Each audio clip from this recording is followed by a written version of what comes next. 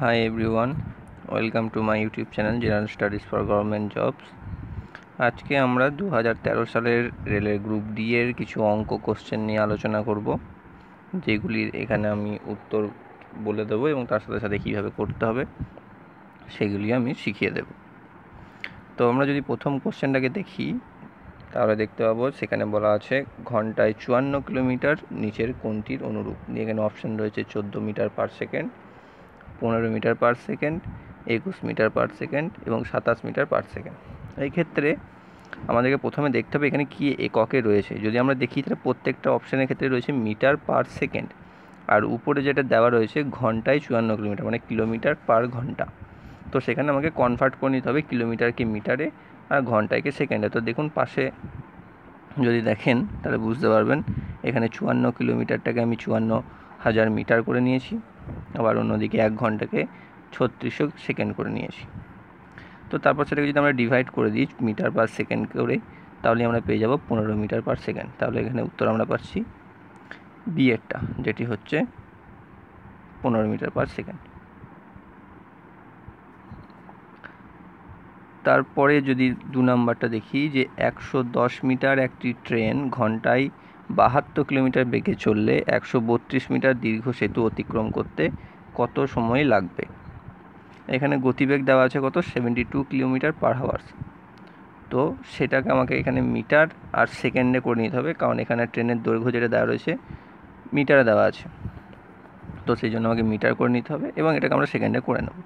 তো একটা জিনিস এখানে দেখুন আমি একটা ছবি এঁকে দিয়েছি। এখানে ছবিটাতে দুটো জিনিস দেখানো আছে, একটা হচ্ছে এই সামনে যেটা রয়েছে প্রথমে 132 মিটার এটা হচ্ছে সেতু, আর 110 মিটার এটা হচ্ছে ট্রেন, যেটা দেওয়া আছে অলরেডি 110 মিটারের ট্রেন এবং 110 মিটার। যদি আপনারা লক্ষ্য করেন দেখবেন 132 মিটার একটা সেতুকে যদি অতিক্রম করতে হয় তাহলে ট্রেনটিকে সেতু পেরিয়ে উপস্থিত থাকতে হবে বা ট্রেনটিকে সেতুটা পেরিয়ে অবস্থান করতে হবে, এবং সেই ক্ষেত্রে ট্রেনটিকে মোট 110 প্লাস 132 242 মিটার পথ অতিক্রম করতে হবে। তারপর আমরা তো সহজ নিয়ম জানি, তৈরাসিক ঐকিক নানা রকম নিয়ম আছে, অনুপাত, তার ভিত্তিতে আমরা বার করতে পারি যে 3600 সেকেন্ডে যায় 72,000 মিটার, তাহলে 242 মিটার যেতে কত সময় লাগবে। সেক্ষেত্রে আমরা পেয়ে যাচ্ছি আনসার 12.1 সেকেন্ড। তো এক্ষেত্রেও আমরা দেখছি বি এরটাই উত্তর।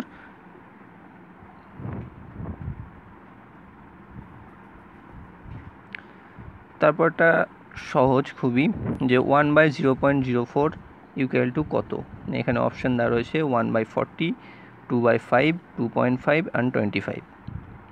তো আমরা এখানে যদি প্রথমে দশমিকটা তুলে নিই, এটা দুটো পদ্ধতিতে আমি করে দিয়েছি, একটা ডিটেলসে দেওয়া রয়েছে আর একটা একদম শর্ট মেথডে। যদি আমরা দশমিক তুলি ফার্স্টে তাহলে 1/004 বা 4/100 হবে, কারণ দশমিকের পর দুটি সংখ্যার দু ঘর রয়েছে। তাহলে সেক্ষেত্রে আমরা তারপর আবার উপরে 1 ইন্টু 4/100টা উল্টে যাবে 100/4, 100/4 হয়ে যাবে 25। এটা হচ্ছে একটু লেন্দি মেথড বা ডিটেলসে বুঝতে পারবেন খুব ভালো করে এই মেথডটা। আবার অন্যদিকে এখানে আর একটি দেওয়া রয়েছে যে 1/0.04। এখানে যেহেতু দশমিকের পর দুটো সংখ্যা রয়েছে, তো সেই দশমিকটা তুলে দিয়ে উপরে আমরা দুটো সংখ্যা অ্যাড করে দিতে পারি, দুটো শূন্য অ্যাড করে দিতে পারি, তো সেক্ষেত্রে আমরা এখানে 1-এর জায়গায় 100 করে দিতে পারি এবং 0.04-এর জায়গায় 4 করে দিতে পারি। সেক্ষেত্রে আমরা আনসারটা পেয়ে যাবো 25। এটা দুটো পদ্ধতি, এটা শর্ট এবং এটা ডিটেলসে আমি বলে দিলাম। তো সেক্ষেত্রে আনসার হচ্ছে ডি, যেটি এখানে রয়েছে। তার পরবর্তী কোশ্চেন রয়েছে একজন দর্জির কাছে 37.5 মিটার কাপড় আছে এবং এই কাপড় প্রতি মিটারকে 8 টুকরো করতে হয়, তাহলে এর থেকে কত টুকরো কাপড় পেতে পারে। এটিও আমরা দুটো মেথডে করে নিতে পারি। প্রত্যেক মিটারকে এখানে 8টা টুকরো করতে হয়, তাহলে আমার কাছে 37.5 মিটার রয়েছে, সরাসরি আমরা ঐকিক নিয়মে চলে যেতে পারি যে একটাকে করা হয় 8 টুকরো, যেটি আমি এই নিচেতে দেখিয়েছি, একটিকে করা হয় 8 টুকরো, তাহলে 37.5টিকে কত টুকরো করা হবে, সেক্ষেত্রে আমরা উত্তর পেয়ে যাচ্ছি 300।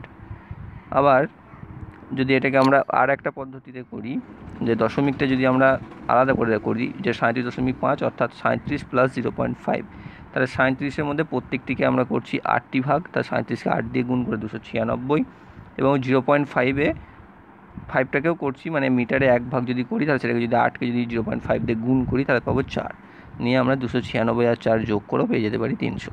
দুটো পদ্ধতিতেই করা যায়, তো সেক্ষেত্রে এখানে উত্তর হচ্ছে বি 300।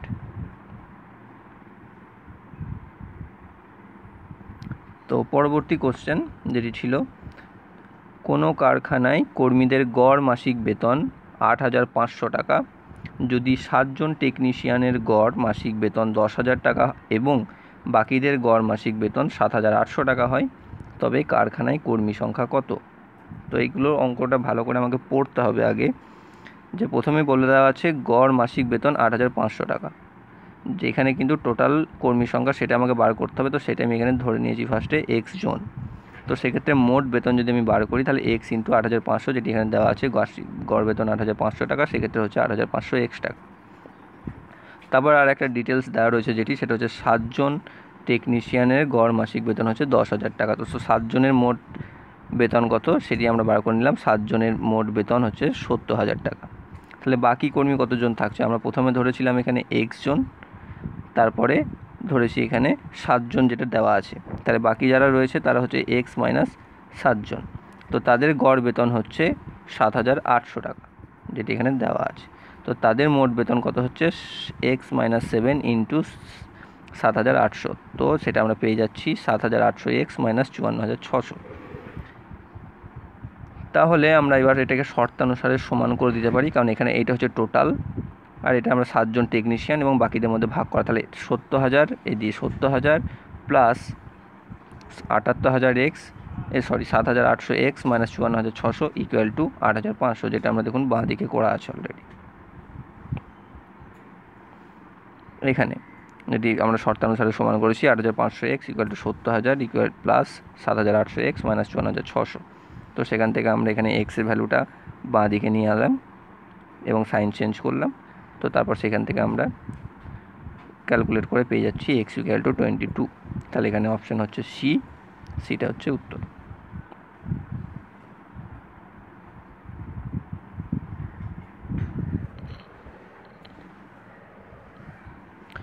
তারপরে 6 নাম্বার যেটি রয়েছে, কোনো কর্মীর বেতন 10% বাড়ি ভাড়া বাবদ কেটে নেওয়া হয়, বাকি টাকার 15% তিনি সন্তানদের শিক্ষার জন্য ব্যয় করেন এবং অবশিষ্টাংশের 10% পোশাক পরিচ্ছদের জন্য খরচ করেন।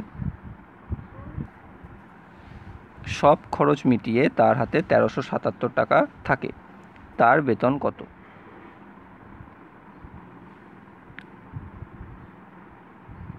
এখানে অপশন রয়েছে 2,000, বি 2,040, সি 2,100 এবং ডি 2,200। তো আমরা এখানে দেখি প্রথমেই যার বেতন ধরে নিই আমি টোটাল, যে তার টোটাল বেতন হচ্ছে এক্স টাকা, তার মধ্যে 10% তিনি প্রথমেই বাড়ি ভাড়া বাবদ কেটে দিচ্ছেন। তাহলে 10% বাড়ি ভাড়া বাবদ তার কাটা যাচ্ছে এক্স বাই 10 টাকা, যেটি এখানে রয়েছে, একটু আটকাচ্ছে, সেটা আমরা পরে দেখতে পাবেন। তাহলে তার এক্স টাকা থেকে প্রথমেই বাড়ি ভাড়া দিতে চলে গেল তার এক্স বাই 10 টাকা। তাহলে বাকি তার কত টাকা থাকছে? আমরা যদি মোট টাকা থেকে বাড়ি ভাড়াটা বাদ দিয়ে দিই তাহলে আমরা পেয়ে যাবো সেটা হচ্ছে 9x বাই 10 টাকা। এবার এই বাকি টাকার, এখানে দেখুন লক্ষ্য করে বলেছে বাকি টাকার 15% তিনি সন্তানদের শিক্ষার খরচে ব্যয় করেন। তাহলে এখানে বাকি টাকা আমি কত পেলাম? 9x by 10। তো তার 15% শিক্ষায় ব্যয় করেন। তার 15% মানে হচ্ছে 27x বাই 200 টাকা তিনি শিক্ষায় ব্যয় করছেন। তাহলে আবার বাকি টাকা আমি কত পাবো? আগে এখানে প্রথমে বাকি ছিল 9x বাই 10 টাকা, তার মধ্যে আবার 27x বাই 200 টাকা তিনি শিক্ষা খাতে খরচ করলেন। তাহলে বাকি টাকা থাকছে 9x by 10 minus 27x by 200, যেটা এখানে দেওয়া রয়েছে। সেটিকে আমরা ক্যালকুলেট করে পাচ্ছি 153x বাই 200 টাকা, যেটি এখানে আমি আন্ডারলাইন করে দিলাম। এটা হচ্ছে বাকি। তার 10% আবার যদি আপনি লক্ষ্য করেন, দেখুন ওপরে যে অবশিষ্টাংশের 10%,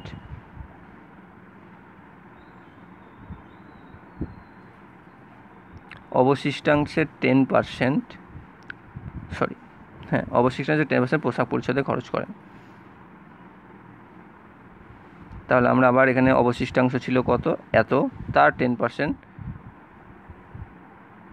অবশিষ্টাংশ ছিল এত, তার 10% তিনি পোশাক পরিচ্ছদে খরচ করছেন, আমাদের খরচ করছেন 153x বাই 2000।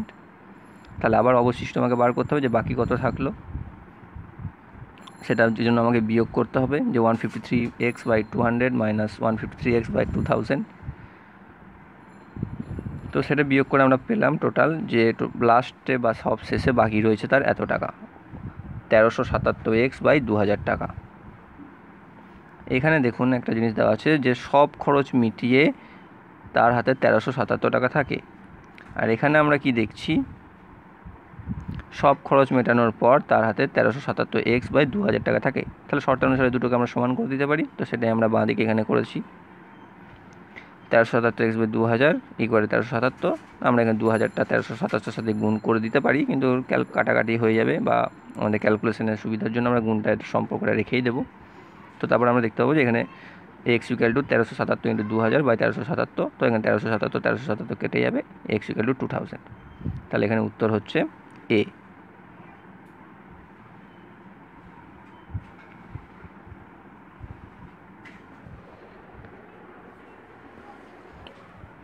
পরবর্তী কোশ্চেন 7। একটি সোফা সেটের বিক্রয় মূল্য 5000 টাকা মুদ্রিত আছে এবং তা 4% ছাড়ে বিক্রয় করে 20% লাভ হয়। সোফার সেটটির ক্রয় মূল্য কত? অর্থাৎ ধার্য মূল্য বা সোফা সেটের বিক্রয় মূল্য 5000 টাকা মুদ্রিত আছে, মানে ধার্য মূল্য হচ্ছে 5000 টাকা, অর্থাৎ লেখা আছে 5000 টাকা। সে তাতে 4% ছাড় দিয়ে বিক্রি করছে। এখানে বলা আছে স্পষ্ট যে 4% ছাড়ে বিক্রয় করছে। তো আমরা সেখানে করছে, এখানে লিখেছি দেখুন, বিক্রয় করে 4% ছাড়ে, তার মানে বিক্রয় মূল্য কত হবে, কত টাকায় সে বিক্রি করছে। তাহলে 5000 টাকা থেকে 5000 টাকা 4% বাদ দিতে হবে। তো সেটা আমরা এখানে করেছি, 5000 - 200, যেটা আমরা 4% এখানে বার করে নিয়েছি, নিয়ে বেরিয়েছে 4800 টাকা, যেটা হচ্ছে তার বিক্রয় মূল্য। এরপরে 4800 টাকায় বিক্রয় করে 20% লাভ হয়, যেটা এখানে বলা আছে দেখুন, বিক্রি করে তার 20% লাভ হয়। তাহলে এখানে তাই লেখা রয়েছে 4800 টাকায় বিক্রয় করে তার 20% লাভ হয়। 20% লাভ কথাটির অর্থ হচ্ছে যে কোনো জিনিসের ক্রয় মূল্য যদি 100 টাকা হয়, তাহলে তার বিক্রয় মূল্য হচ্ছে 120 টাকা। তো সেটাই আমরা এবার নিচেতে লিখেছি দেখুন, যে ক্রয় মূল্য যদি 100 টাকা হয়, তাহলে বিক্রয় মূল্য 120 টাকা। তাহলে আবার এখানে বিক্রয় মূল্য 4800 আমরা জানি, তাই বিক্রয় মূল্য যদি 4800 টাকা হয়, তাহলে ক্রয় মূল্য কত সেটা আমাকে বার করতে হবে। সেটা আমরা ত্রৈরাশিক অনুপাত, ঐকিক, যেমন করে খুশি আমরা বার করতে পারি। তো এখানে বাঁ দিকে দেখুন বার করা হচ্ছে ক্রয় মূল্য সমান 4000 টাকা, যেটা হচ্ছে আপনার উত্তর।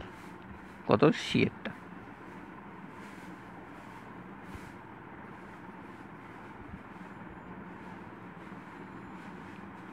পরবর্তী 8 নাম্বার যেটি ছিল, একটি আয়তকার কার্পেটের ক্ষেত্রফল 120 বর্গমিটার এবং তার পরিসীমা 46 মিটার বা 46 মিটার। কার্পেটটির কর্ণের দৈর্ঘ্য কত?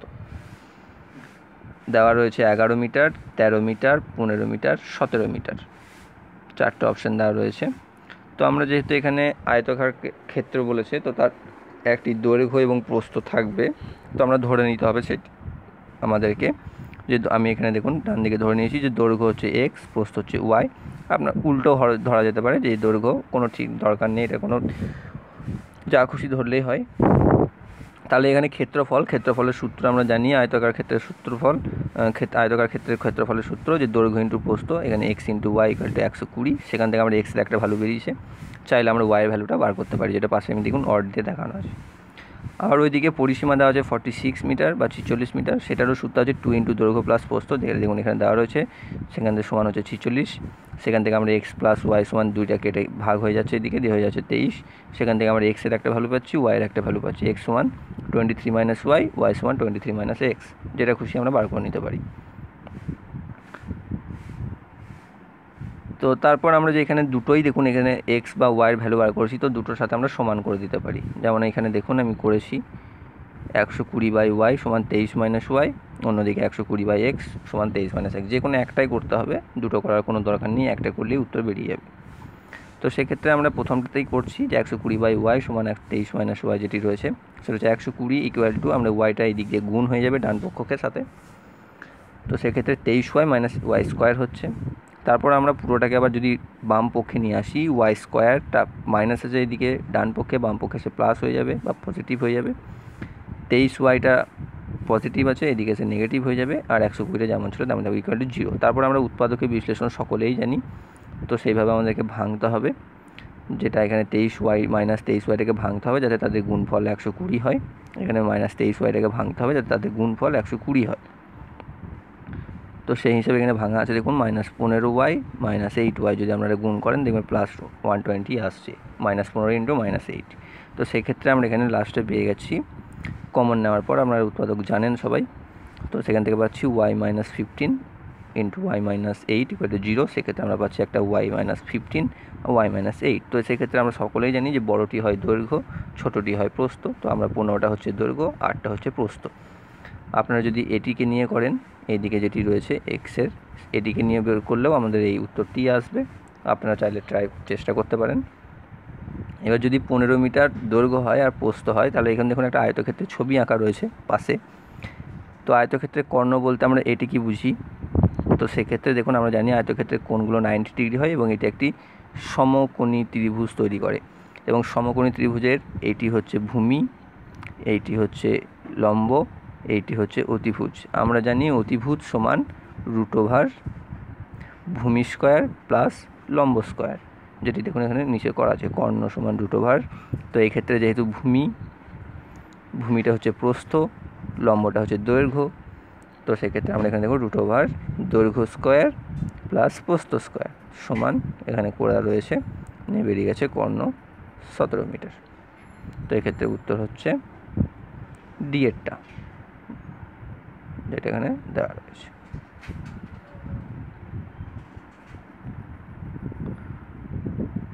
পরে 9 নম্বর অঙ্ক যেটি ছিল সেটি হচ্ছে 144 মিটার দীর্ঘ একটি আয়তক্ষেত্রের ক্ষেত্রফল 84 মিটার বাহু বিশিষ্ট বর্গক্ষেত্রের ক্ষেত্রফলের সমান।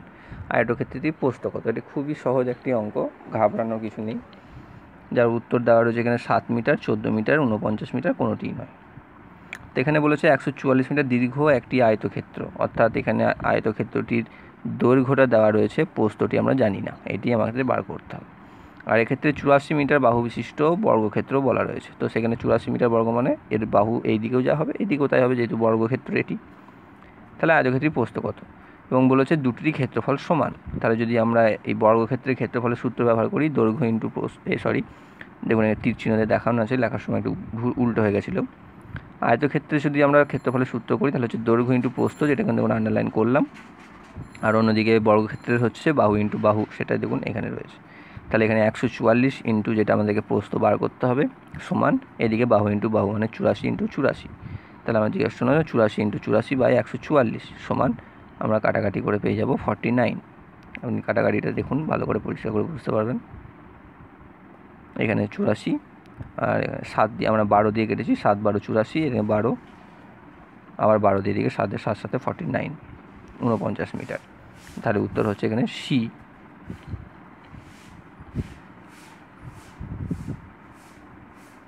তারপরে এই অঙ্কগুলো যেগুলি খুবই আসে পরীক্ষার সময় এবং খুব সহজ অঙ্ক, কিন্তু ঘাবড়ে যাই অনেক সময় আমরা, যেটি হচ্ছে যদি কোনো বর্গক্ষেত্রে বাহুর দৈর্ঘ্য 25% বাড়ানো হয় তবে তার ক্ষেত্রফল শতকরা কত বৃদ্ধি পাবে। কি বলা আছে? যদি বাহুর দৈর্ঘ্য 25% বাড়ানো হয় তাহলে তার ক্ষেত্রফল কত বৃদ্ধি পাবে শতকরা। তো আমরা ধরে নিই যে বর্গক্ষেত্রের বাহু হচ্ছে এক্স, তাহলে ক্ষেত্রফল হচ্ছে এক্স ইন্টু এক্স সমান এক্স স্কোয়ার। তাহলে প্রথমে আমরা বর্গক্ষেত্রের ক্ষেত্রফলও পেয়ে যাচ্ছি, বাহু পেয়ে যাচ্ছি। এবার বাহুগুলোকে আমরা যদি 25% বাড়াতে বলেছে, 25% বাড়িয়ে দিয়েছি। 25% বাড়ানোর পর বাহু কত হচ্ছে? এক্স প্লাস এক্সের 25%, যেটা আমরা এখানে দেওয়া রয়েছে। এক্স প্লাস এক্সের 25% সমান x plus x by 4 equal to 5x/4, যেটা হচ্ছে বাড়ানোর পর বাহু, 25% বাড়ানোর পর। তারপরে যখন বাড়ানো হয়ে গেল তখন আমাদের ক্ষেত্রফল কত হবে? বাহু ইন্টু বাহু, তখন কিন্তু বাহু হচ্ছে এটা, তখন বাহু ক্ষেত্রফল হচ্ছে 5x/4 ইন্টু 5x/4 সমান হচ্ছে 25x² 16। তো তাহলে আমাদের প্রথমে কত ক্ষেত্রফল ছিল? x², পরে হলো 25x² 16। তো সেটাকে আমরা এবার ত্রৈরাশিক পদ্ধতিতে ফেলতে পারি, যে প্রথমে ছিল x², পরে হলো 25x² 16। তাহলে যদি প্রথমে 100 থাকতো তাহলে কত বাড়তো? তাহলে আমরা দেখতে পাবো এখানে ক্যালকুলেট করে আমরা পেয়ে যাচ্ছি যে পরে হতো 156.25। তাহলে এখানে কত বেড়েছে? তাহলে প্রথমটা এর থেকে বাদ দিতে হবে। তো সেটাই আমাদের এখানে দেখানো আছে যে বৃদ্ধি পাবে 156.25, অর্থাৎ পরে যেটি হয়েছে তার থেকে আগেরটি যেটি এখানে রয়েছে 100 মানে হচ্ছে 56.25%, যেটি এখানে উত্তর ডি।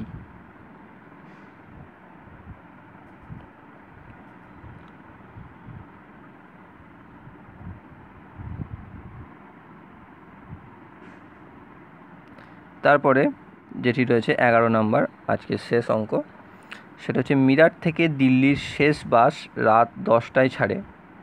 যদি বাসগুলির প্রতিটি 3 ঘন্টা অন্তর ছাড়ে এবং সব মিলিয়ে 6টি বাস থাকে, তাহলে তৃতীয় বাসটি কখন দিল্লি ছাড়ে?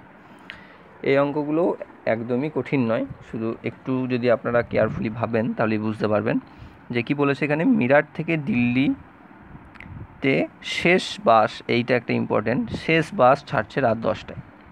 যদি বাসগুলি প্রতি 3 ঘন্টা অন্তর ছাড়ে, এখানে কী বলেছে প্রত্যেকটা বাস 3 ঘন্টা পর পর ছাড়ে, তাহলে শেষ বাস ছাড়ছে রাত 10টার সময় এবং টোটাল বাস আছে 6টি, যেটি এখানে দেওয়া আছে। তাহলে 3 নাম্বার বাসটি অর্থাৎ তৃতীয় বাসটি কখন দিল্লি ছাড়ে? তো সেক্ষেত্রে আমরা এরকম একটা সংখ্যা রেখা টেনে দিতে পারি, যেখানে 6টা যেহেতু বাস বলেছে আমরা 1 2 3 4 4 করে 6 করে আমরা এখানে বাসের নাম্বার দিয়ে দিলাম। এবং 6 নাম্বার বা শেষ বাস যেটি সেটি ছাড়ে রাত 10টার সময়। দেখুন এখানে একদম পয়েন্ট আউট করা আছে, আপনাদের বোঝার সুবিধার জন্য এটা আমি এঁকে দিয়েছি যাতে করতে সুবিধা হয়। তাহলে রাত 10টার সময় যদি শেষ বাস ছাড়ে, তাহলে তার আগের বাসটা দেখুন কটার সময় ছাড়বে, সন্ধ্যে 7টার সময়। তার আগের বাসটা ছাড়বে বিকেল 4টের সময়, আপনি 3 ঘন্টা করে পিছিয়ে আসতে পারেন। তার আগের বাসটা ছাড়বে দুপুর 1টার সময়। এখানে এসে দেখুন আমি এখানে 3 নাম্বারে মিট করে গেলাম, তো সেখানে আমাকে এখানে যেহেতু তৃতীয় বাসটি চেয়েছে, তো সেক্ষেত্রে আমরা আর পিছবো না, তো আমরা 3 নাম্বার তাহলে কটায়, দুপুর 1টি, তাহলে এখানে উত্তর হচ্ছে এ, দুপুর 1টির সময়। সরি সি, দুপুর 1টি, তাহলে এখানে উত্তর হচ্ছে সি। অঙ্কগুলো থেকে যদি কোনো প্রবলেম থেকে থাকে আপনারা কমেন্ট সেকশনে জানাবেন। এছাড়া যদি কোনো অভিযোগ থাকে, যদি বুঝতে কোনো অসুবিধা থাকে সেটিও আপনারা বলবেন। ভিডিওটি ভালো লাগলে লাইক করবেন, বন্ধুদের মাধ্যমে শেয়ার করবেন। আপনারা শেয়ার করলে আমরা আরও বেশি উৎসাহ পাবো। এবং শেষে চ্যানেলটি সাবস্ক্রাইব করবেন, কারণ চ্যানেলটি সাবস্ক্রাইব করার মধ্যে দিয়ে আমরা আপনাদের মধ্যে ছড়িয়ে দিতে পারবো আরও বেশি ভিডিও। এবং বেল আইকনটি যদি আপনারা ক্লিক করেন তাহলে আমাদের ভিডিওটি সব থেকে প্রথমে আপনার কাছে পৌঁছে যাবে। আজকে এর পর্যন্তই, আবার পরের দিন দেখা হবে। ধন্যবাদ।